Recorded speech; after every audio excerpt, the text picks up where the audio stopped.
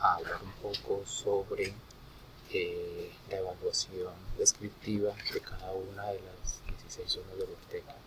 Es muy importante entender que la prueba está construida sobre el concepto de arquetipos. Ustedes recuerdan en su teoría psicoanalítico, un arquetipo es la representación de un concepto, es la representación, en este caso gráfica, del concepto. Por lo tanto, hay que tener muy en cuenta eso para poder entender un poco la calificación, el análisis de esta prueba.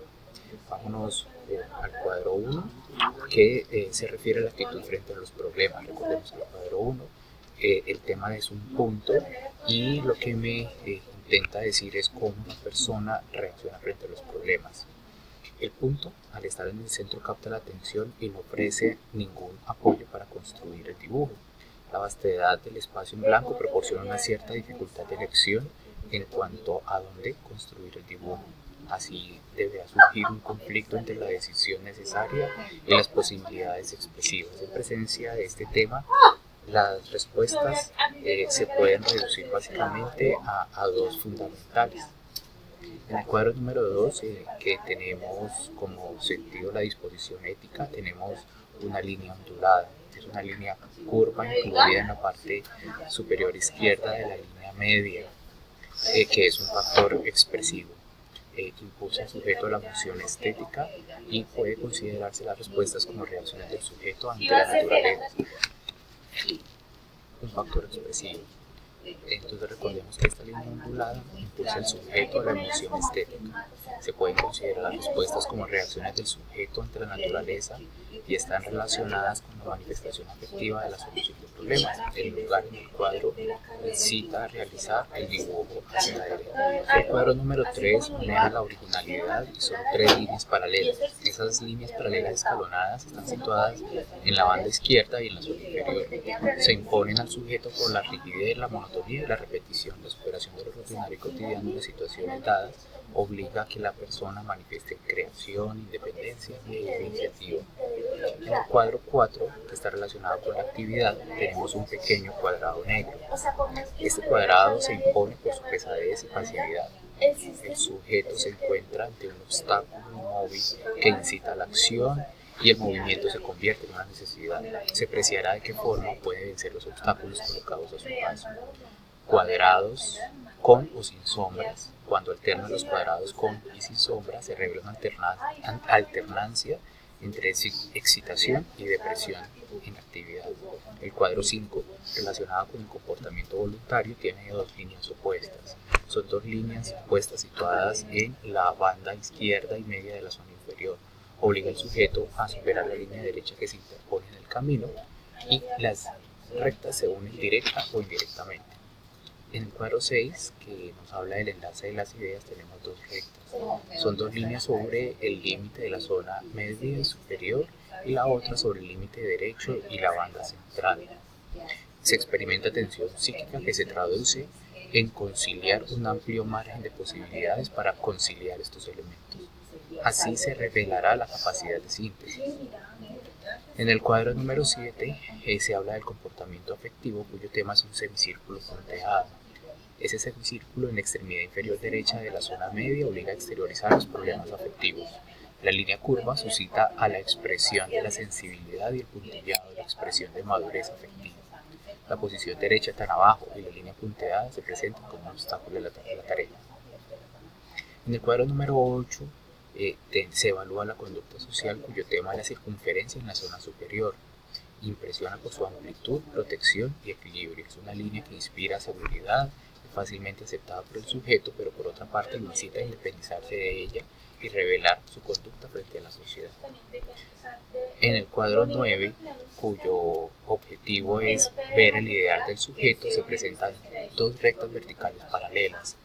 Esas líneas verticales en disposición paralela que deja vacías la parte inferior y superior del recuadro da lugar a una tensión psíquica que la persona podrá resolver dibujando entre las líneas o en el espacio que las circunda, lo que tiene una significación muy diferente, evaluándose en base a la tensión que se establezca entre los arquetipos o el espacio circundante.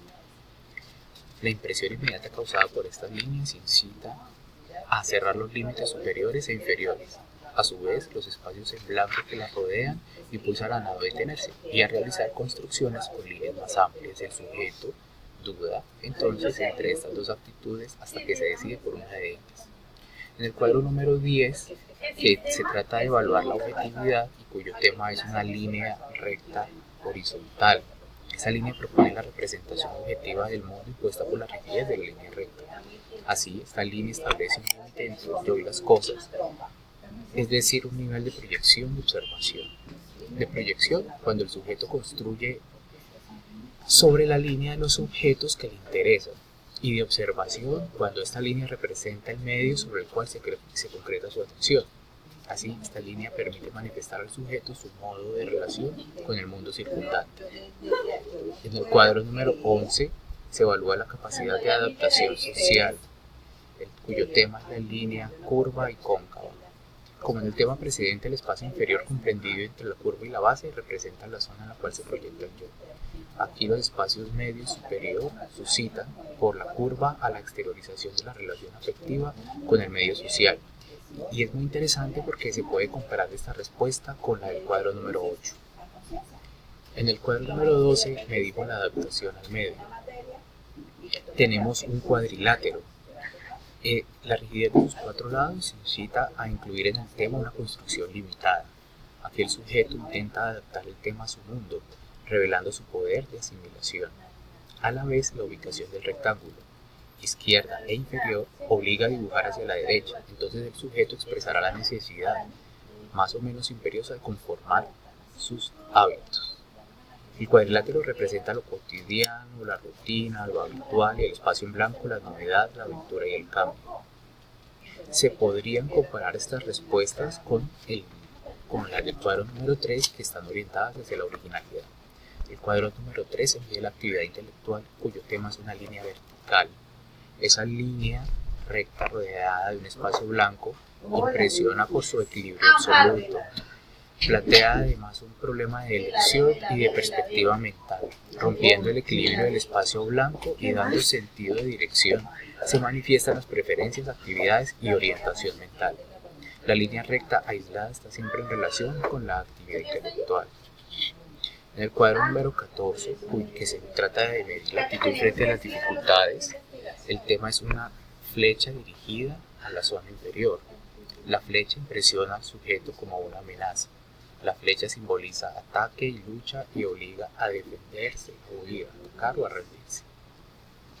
El cuadro número 15 trata de medir el ambiente afectivo, cuyo tema son dos curvas divergentes. Aquí surge el espíritu de conciliación para estos signos propuestos. El dibujo que se construya revelará la posición afectiva adoptada con respecto a las personas. Por último, el cuadro 16 nos habla de la vida interior, cuyo tema son dos curvas convergentes. Incitan al sujeto a unirlas cerrando las extremidades inferior y superior. Plantean un problema afectivo. La dirección de las líneas permite reconocer la manifestación de la vida interior y a partir de los espacios blancos se estudia la influencia del mundo exterior. De entrecerrarse e ir hacia el objetivo desde el exterior, el sujeto siga y la solución que adopte será su posición frente al mundo. Es muy importante también que tengamos que cada uno de los dibujos tiene unos factores de expresión. Esos factores nos indicarán de manera directa cuál es la manera de ser y el comportamiento del sujeto. Por ejemplo, hablando de la claridad, entendida como la utilización armoniosa de espacios en blanco, ausencia de complicaciones inútiles, formas precisas de la figura, nitidez, delimitación, inteligibilidad y pureza de las líneas. ¿Qué significa? Claridad mental, objetividad, organización y método. Otro factor a medir es la dimensión. Recordemos que cada cuadro posee 4 centímetros de lado y una superficie de 16 centímetros cuadrados. Se considerará grande el dibujo si el conjunto de la figura ocupa más de 4 centímetros y pequeño si ocupa menos de 4. Cuando el tema comprende un fondo, por ejemplo nubes, plantas, se lo considerará parte del conjunto. Su significación psicológica, cuando la superficie es grande, es imaginación, confianza en sí mismo, expansión, energía, falta de prudencia e impulso vital. Es muy interesante revisar esos conceptos a la luz de cada uno de los cuadros, porque todos los cuadros tienen cada uno una significación especial, pero la significación se puede mirar en el contexto de todos. Cuando la superficie es pequeña, eso nos refiere a análisis, objetividad, sentido de observación, paciencia, prudencia y falta de confianza en sí mismo. También hay otro elemento que hay que medir muy importante, que es el dinamismo, entendido como aquellos trazos que dan al dibujo plasticidad y movimiento, especialmente en dibujos de seres vivientes u objetos en forma real o virtual. Son dinámicos entonces cuerpos humanos o sus diferentes partes, el rostro, los ojos, las manos, animales y plantas y sus diferentes partes, paisajes con nubes, astros o fenómenos atmosféricos, astros con emanación de energía o luz, humo, líquidos, instrumentos musicales con emisión de notas, telas y banderas agitadas al viento, dibujos significando una evolución o un cambio de estado, por ejemplo flechas o explosiones. En cambio se consideran estáticos máscaras, estatuas, retratos, seres humanos o animales en reposo, medios de locomoción sin indicación de movimiento o energía, o personas que las dibujen o dirijan, árboles sin flores, frutas o flores y astros sin emanación de energía o luz. ¿Qué significa esto? Actividad, iniciativa y capacidad de adaptación. Cuando encontramos emplazamiento, se establece en función de la anchura, altura y economía en el dibujo. Recordemos que tenemos la plantilla de calificación y cuando nos referimos al emplazamiento nos referimos a esta parte, ¿sí? Superior, media o inferior. La altura divide en tres zonas horizontales, superior, media e inferior, y la base inferior tiene 1 centímetro de altura, 4 centímetros de base, y la media tiene 2 de altura por 2 de base. Los dibujos que se extienden a la zona superior revelan. Si son esquemáticos, actividad mental. Si son complejos, imaginación. Los dibujos que exclusivamente ocupan la zona media revelan un predominio emotivo y el apego a las cosas cotidianas. Los dibujos colocados en la zona inferior expresan dinamismo inconsciente y el predominio vital. Cuando los dibujos recubren las tres zonas, las tres partes en equilibrio emotivo, es lo que esto significa. Las zonas superior y media representan imaginación. Las zonas inferior y media, exceso de emotividad, pasión. Cuando vamos a revisar la anchura, la extensión ocupada en el sentido horizontal lo podemos dividir en tres ejes, izquierda y derecha de 1 centímetro de base por 4 de alto y central de 2 centímetros de base por 4 de alto. Y la escala para medirlo de acuerdo a la escala de medida es esta. La banda derecha, esos dibujos que están situados revelan proyección alocéntrica, expresan el interés de los semejantes y su atención preferencial por los hechos y acontecimientos futuros. La significación psicológica significan capacidad de adaptación, altruismo y sociabilidad.